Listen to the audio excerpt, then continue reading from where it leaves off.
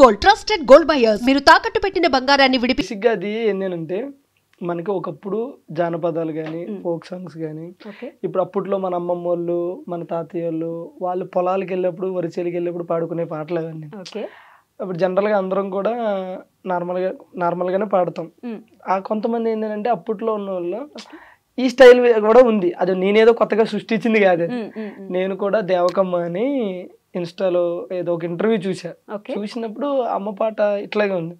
తాటి బెల్లం ఐదరు అని ఉంటే నాకు ఎందుకో నచ్చింది. అబ్బా ఇది బాగుంది కదా, ఈ స్టైల్ ఇప్పుడు వరకు లేదు కదా. దాని తర్వాత నేను మీరు అన్నట్టే మీమ్స్ చూసా, కానీ పాజిటివ్ గా చూసా. ఎట్లా అంటే ఇప్పుడు వరకు బ్రేక్ డాన్స్ చూసాము, ఫస్ట్ టైం బ్రేక్ సాంగ్ చూస్తున్నాం అని చెప్పేసి నేను అట్లా చూసా. నాకు ఎందుకు మంచిగా అనిపించింది. మంచిగా అనిపించి ఆ తర్వాత నేను ఆవిడ నెంబర్ తీసుకుని కనుక్కొని ఆవిడతో పిలిపించుకుని ఏందమ్మా చేద్దామా అంటే చేద్దాం అన్నది. ఆవిడ దగ్గర ఉన్న లిరిక్స్ ఇస్తే నేను అవి చేంజ్ చేసి నా స్టైల్లో తర్వాత మీ లిరిక్స్ ఇవన్నీ కూడా నేను రాసుకున్నాను అనమాట. సో అందులో మనకి ఏంటంటే అర్థం కాకపోవడానికి ఏమీ లేదు. బేసిక్ గా మన జీవితం అనేదే అర్థం కాదు, అది అర్థం చేసుకున్నాం అనే ఫీల్ లో ఉంటాం మనం. పాట అనేది అర్థం అవుతుంది కరెక్ట్ గా వింటే. మీరు జస్ట్ తాటి బెల్లం తైద రొట్టె తిన్న నా మనసు తింటున్న నా మనసు ఆయిరో అంటే ఇప్పుడు మర్చిపోయాను దేవుడా ఓ జమీందారుడా కాదు. ఇప్పుడు సిరివెన్నెల సీతారామ శాస్త్రి గారి లిరిక్స్ రాస్తే ఆ లిరిక్స్ మీనింగ్ ఎత్తడానికి మనం గూగుల్ కో డిక్షనరీ కో ఎతికి నేను అంత పెద్దోడే కాదు. నేను అంత జస్ట్ ఆవిడ స్టైల్ తీసుకుని మనం తాటి బెల్లం ఐద రొట్టె తాటి బెల్లం ఐద రొట్టె తీన నా మనస ఆయరో దేవుడో జందారుడా మళ్ళీ ఎన్నడొస్తావు నా ఆయనో నారాయణ అంటే తాటి బెల్లం. తాటి బెల్లాన్ని మధ్యలో చిన్న గ్యాప్ ఇచ్చి తాటి బెల్లం చిన్నప్పుడు లాగుతున్నారు అంతే పదాన్ని. చిన్నదంటే ఏదో ఇప్పుడు జనరల్ గా మనం మాట్లాడుకునేటప్పుడు కూడా కొంతమంది ఏంటి ఎలా ఉన్నావురా అనే దానికి కొంతమంది రివర్స్ మాట్లాడతారు. రున్నావు లాయే అని చెప్పి మాట్లాడుతాను. ఆ స్టైల్లో ఇది ఏంటంటే తాటి బెల్లని తాటి బెల్లం, తైద రొట్టెని తైద రొట్టె ఇలా బయట మాట్లాడుకుంటారా? బయట అది మాట్లాడుకుంటారు ఆ టైప్ లో ఇది అన్నట్టు. కానీ మంచి అప్లాస్ వచ్చింది నాకు ఈ సాంగ్ నుంచి. అంటే మా ఇండస్ట్రీ నుంచి కూడా చాలా మంది ఫోన్ చేశారు నాకు.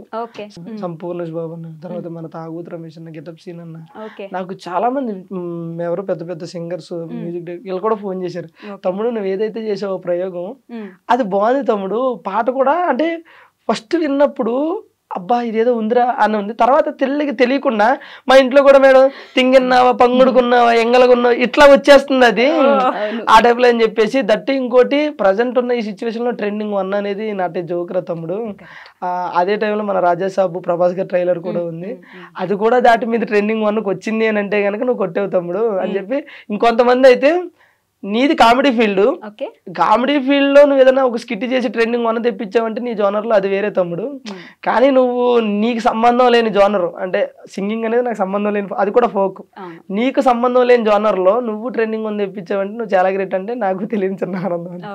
సాంగ్ విషయంలో నాకు బాగా అనిపించింది, నేను ఆనందపడ్డది ఏంటంటే డ్రెస్సింగ్ చాలా బాగా అంటే పిచ్చి పిచ్చి, నేను ఎవరిని తప్పు పట్టిన అది వాళ్ళ సాంగ్ స్టైల్ అయి ఉండొచ్చు, పిచ్చి పిచ్చి బట్టలు వేసేసి మంచి సాంగ్ పెట్టినా కూడా తెలుగుదనం పోయిందే అని ఒక మిస్సింగ్ ఉండేది.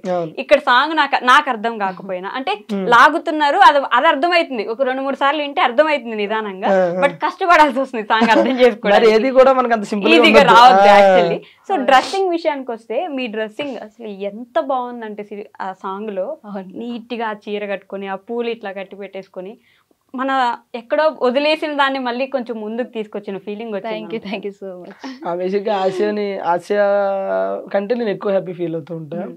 జనరల్గా ఇన్స్టాలో కానీ లేకపోతే మేము ఏదైనా చేసే వీడియోస్లో కానీ అంటే నటన అనేది ఒకసారి 2 సార్లు మహా అయితే వారం 2 వారాలు తర్వాత తెలిసిపోద్ది.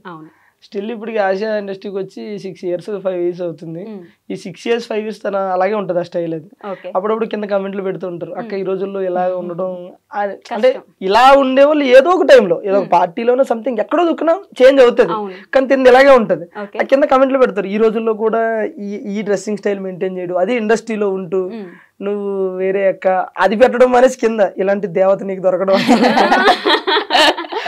ఊరే ఎంతసేపు అది నాకు దొరకడమే అదృష్టం తప్ప కానీ లేదా నేను మనిషిని కాదా? కాదండి నిజంగానే.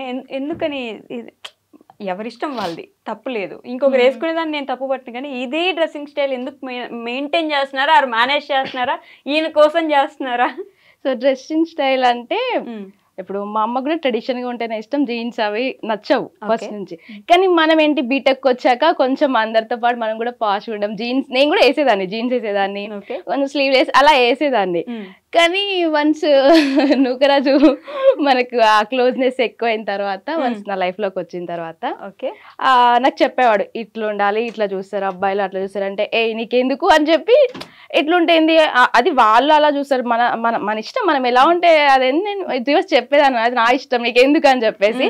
బట్ నేను ఒక్కసారి ఆలోచించిన ఒక సిచ్యువేషన్ లో, అరే మా అమ్మ కూడా ఇట్లా చెప్తుంది కదా, నాకు మెల్లిగా అర్థమైంది తిని కూడా చెప్పేది కరెక్టే కదా అని చెప్పి తిని నాకు చెప్పడం వరకు తిని చేశాడు. దాన్ని నేను నా ఇష్టంగా తర్వాత మార్చుకున్నా. సో ఇన్ కేస్ అప్పుడప్పుడు షూట్ లో ఏదన్నా సిచ్యువేషన్ వచ్చినప్పుడు దానికి తగ్గట్టు కాస్ట్యూమ్స్ నేను వెయ్యాలి అన్నప్పుడు కూడా నాకు నచ్చట్లేదు ఇప్పుడు అలా వేయాలన్నా కూడా. సో అట్లా చెప్పడం వేరు, బలవంత పెట్టడం వేరు. నీకు అదే చెప్తాను, చెప్పడం చాలా డిఫరెంట్. బలవంత పెట్టడం, నువ్వు లేదు నువ్వు ఇదే వేసుకో అని అంటే మీరు వేసుకునే వాళ్ళు కాదు, జస్ట్ చెప్పి వదిలేసారు కాబట్టి ఆలోచించి మార్చుకున్నారు, అంతేనా? అవును అంతే. బలవంత పెట్టారు చాలా అంటే నాకు భయపడేసుకుంటావా అని అంటాడు. కాదు నీకు భయపడదాని అయితే నువ్వు లేనప్పుడు నాకు నచ్చినట్టు ఉంటాను, నువ్వు ఉన్నప్పుడు నీ ముందు యాక్టింగ్ చేస్తాను. బట్ ఎందుకో తెలియదు, నేను నాకు నచ్చి నువ్వు చెప్పావంతే, దాని తర్వాత అది నాకు ఇష్టంగా మార్చుకున్నా. ఒక నీ ఇష్టం అనుకోవచ్చు, మా అమ్మ కూడా చెప్పింది, మా అమ్మకి నచ్చినట్టు అనుకోవచ్చు. సో మీ ఇద్దరు ఇష్టాలు కలిస్తే ఇలా ఉండడం కూడా మంచికే కదా అని చెప్పేసి నేను మార్చుకున్నా. ఇదే మన కోసం కాకుండా పక్కన వాళ్ళ కోసం కూడా మనకి నచ్చి మార్చుకోవడం అనేది గొప్ప విషయం. నాకు రిత్విక అని చిన్న జబర్దస్త్ చేస్తుంది కదా, తిన స్టూడెంట్ అన్నమాట. రిత్విక ఏమందంటే, అక్క అందరూ ఏమంటారు ఏదో అక్క అందరు ట్రెడిషన్ నుంచి ట్రెండ్ కి వస్తున్నారు, బట్ నువ్వు ట్రెండ్ నుంచి ట్రెడిషన్ కి వెళ్తున్నావు అక్క, గ్రేట్ అక్క. అంటే చిన్న పిల్ల నుంచి కూడా నేను కాంప్లిమెంట్ విన్నా అంటే నాకు చాలా హ్యాపీగా అనిపిస్తుంది. సో ఇందాక మీరు పాడిన పాట ఆవిడ లిరిక్స్ పాడారు కదా, సో మీ లిరిక్స్ పాడొచ్చు కదా మీరు ఇప్పుడు. నా లిరిక్స్ బాధపడకు బెంగపడకు, బాధపడకు బెంగపడకు, ఇట్లా పోయి అట్లా వస్తానే దేవకి నాన్న ఆశకి, ఇట్లా పోయి అట్లా వస్తానే దేవకి నాన్న ఆశకి. ఇప్పుడు ఆ లిరిక్స్ నార్మల్ గా పాడండి.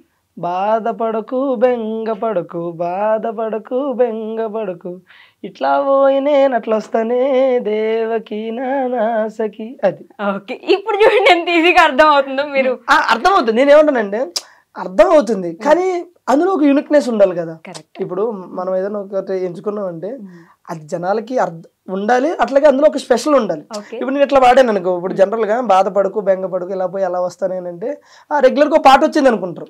ఇప్పుడు ఈ రోజు మీకు అది తిరిగింది మైండ్ లో, ఏమని ఏంది అసలు ఈ బాధ ఏంటి బెంగ ఏంటి అనేది తిరిగింది అని అంటే యూనిక్నెస్ ఉంది కదా, అంతే.